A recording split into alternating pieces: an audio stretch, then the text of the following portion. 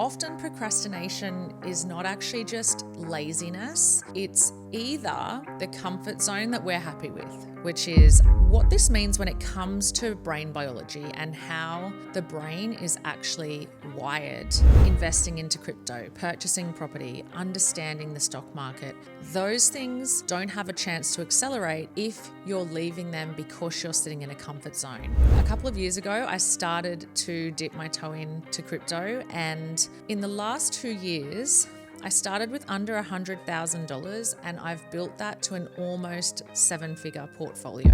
So many people believe that they need to know everything before they make any steps towards growing their wealth. And while I am not a believer in complete ignorance is bliss, I'm going to tell you that there is. Welcome to Rich and Regulated, where women learn to build wealth in alignment and flow. I'm Jessica Soul.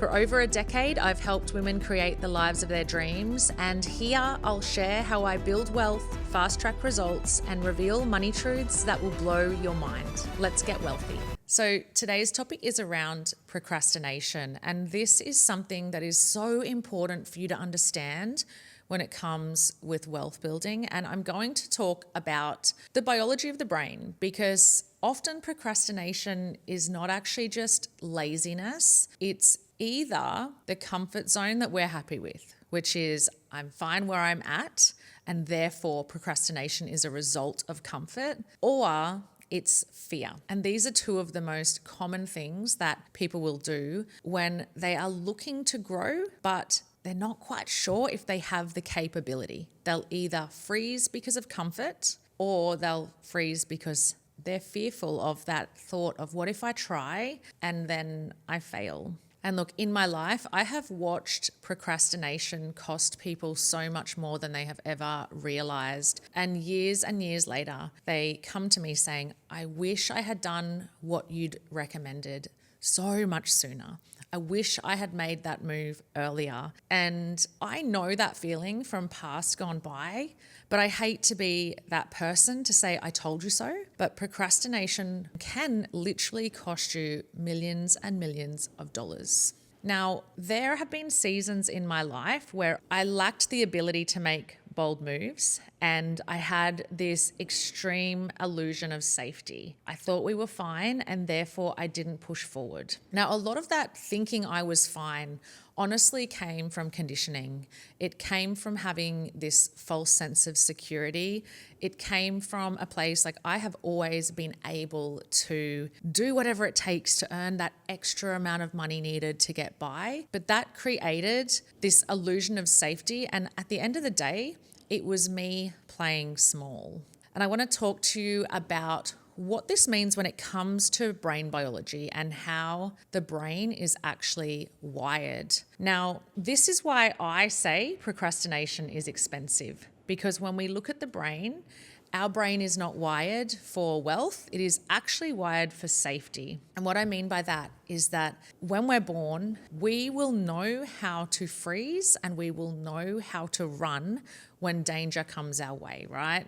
And so if you're faced with a situation where you need to stay alive, your brain will absolutely get into gear and it will have you run from a lion. It will have you, do whatever it takes to avoid a car accident. Your brain is actually really, really clever when it comes to helping you stay safe. Now, that's well and good, but I don't think that safety is the goal when it comes to creating exponential wealth. And so because our brain is wired to keep us safe, it would rather keep you in an unhappy, limited reality, a comfortable place, even if that place of comfort actually has a lot of pain involved.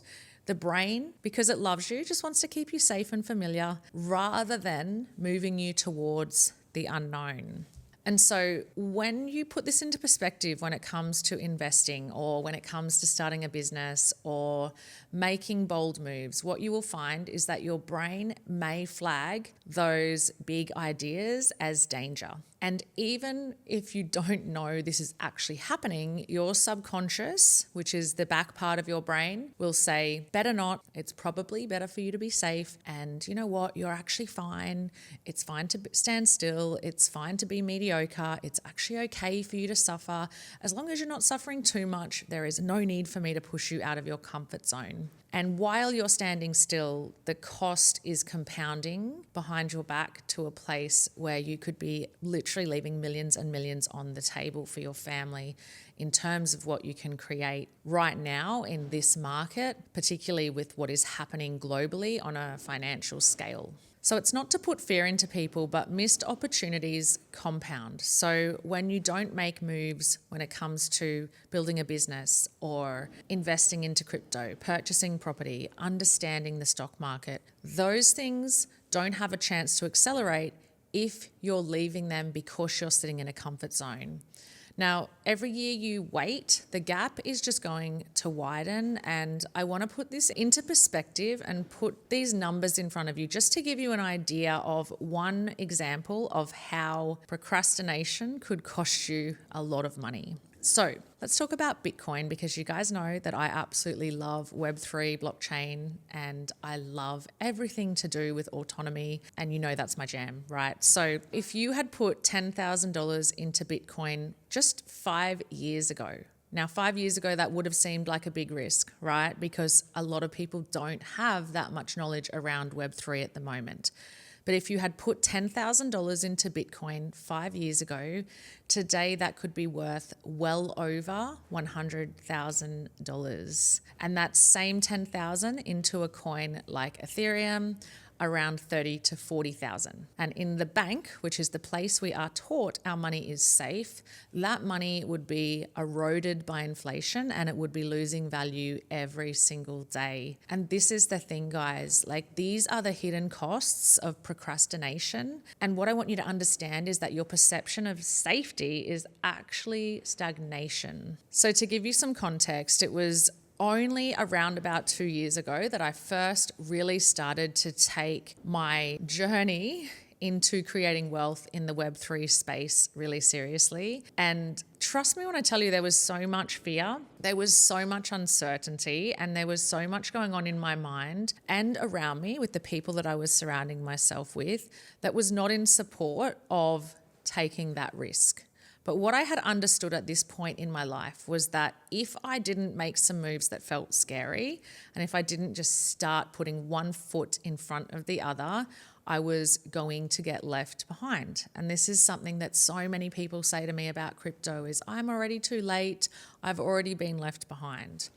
Now, for me, a couple of years ago, I started to dip my toe into crypto. And in the last 2 years, I started with under $100,000 and I've built that to an almost 7-figure portfolio in 2 years. And to many people, hearing that information will either just be triggering or you probably won't believe it because you'd be like, well, how on earth did she do that? But the thing is that all I did was take a very basic understanding of what my money would do in the bank versus what it could do in other places. And I started to make bold moves. I decided not to procrastinate. So many people believe that they need to know everything before they make any steps towards growing their wealth. And while I am not a believer in complete ignorance is bliss, I'm going to tell you that there is never going to be a time that you are going to know everything. Right? So if we look at typical and traditional ways to grow wealth, we know that buying property is something that over decades definitely, goes up in value. But you can never guarantee a perfect purchase of a home. And so when we're looking for perfection when it comes to wealth creation, it just honestly doesn't exist. What I highly recommend you do instead is literally just assess the risk that you are willing to take. And a lot of that comes from having a really good understanding around where your finances are at, understanding what you can afford to lose, because the emotional cost of doing nothing will actually feel like a bigger loss than the cost of taking risk and doing something even when it doesn't feel perfect. The other thing that I want to discuss in this episode is the emotional cost, the guilt and the confidence piece around procrastination. So a lot of people don't talk about this, and it doesn't just relate to money, but procrastination in general, it doesn't just cost you your health or your wealth, it costs you your confidence. The longer that you wait, the more guilt will build up. And let's just give an example of this, right? If you're looking to transform your body and you say something like, I'm not going to go to the gym yet because I'm still a little bit too overweight. So I'm just going to wait until I lose a bit more weight until I go to the gym because I don't know how to squat. What is literally happening is you're diminishing the confidence that you could be creating by purely just making a move more quickly. And this is the same when it comes to wealth. The guilt that chips away at you when you don't make moves, it actually starts to have you question if you can trust yourself fully. And when that confidence lowers, it literally means that you're less likely to act. And it creates this vicious cycle of delay, guilt, stagnation. Basically, the procrastination is costing you thousands every single year as a result of that guilt. We're also trained to play it small and to wait for permission. We're trained, unfortunately, especially in Australia, to avoid making other people uncomfortable, even when the decisions we're wanting to make are ours to make. And honestly, I recall this when I first bought crypto years and years ago. I had said to one of my family members, oh my gosh, I've just bought some crypto. And the first thing they said was, just make sure it isn't a scam.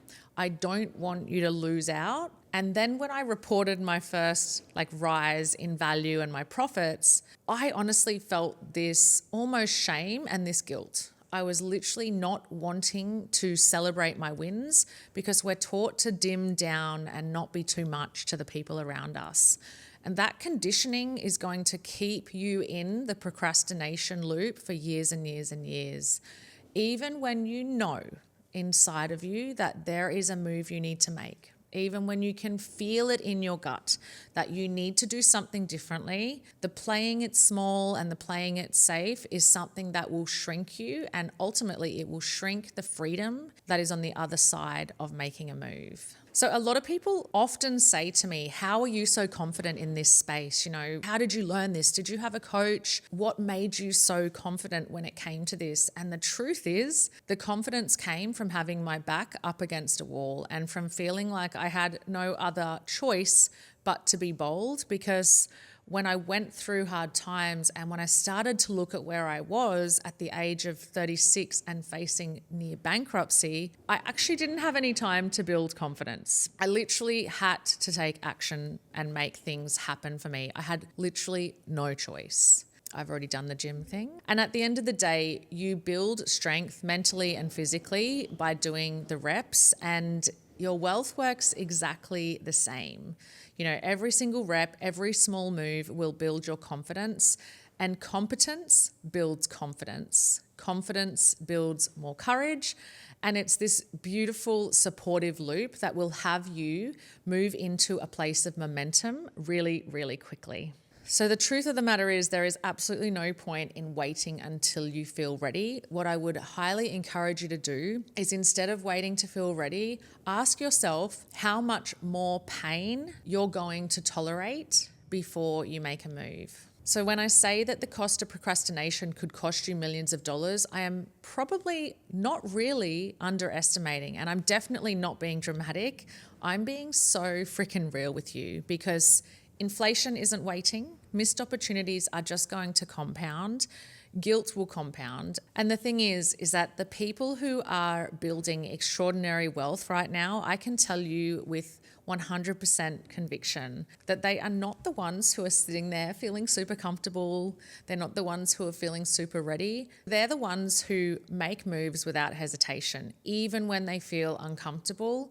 They are just in the decision not to procrastinate. And for me, I shared my story today, and I really hope that you understand that the delays you make in decision making could be costing you and leaving millions of dollars on the table for your future self. And so I want you to just ask yourself, what are the moves that you feel you're avoiding right now?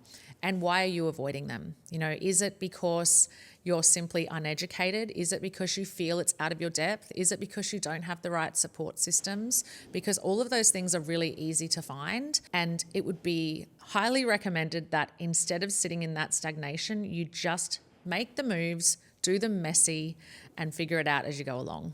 So 2 years ago, when I decided to make these decisions for my family, there were so many reasons that I did it messy and that I made those moves even when I didn't feel like an expert in the field. Some of those reasons were because I was burnt out. I could see that if I didn't start creating wealth, I was going to literally be on that hamster wheel as a burnt out coach for the next 10 to 20 years. And so if I hadn't had taken that chance, if I hadn't have actually changed all of my spending habits and diverted money into places that I assumed would grow, that I had enough trust in to make an educated decision, but still something with risk, I would not have the freedom that I have today. And what we're looking at as a family, the way that my children get to live, we don't live a lifestyle that's overly extravagant, but we do live one that feels abundant. We live one that doesn't feel like it has any lack. And ultimately we have freedom. Freedom is something that a lot of people say is the number one thing they want. And I can tell you that freedom doesn't come without having a decent amount of money to work with to get that freedom. So now, as a result of what I've created, I'm literally able to almost live 100% off my passive income streams. And if I hadn't have done this, I would still be a burnt out coach. I would still be working from the minute I dropped my children to school until the minute I picked them up, literally feeling tired, stressed, anxious all of the time, selling to try and get results. And honestly, my nervous system was so fried.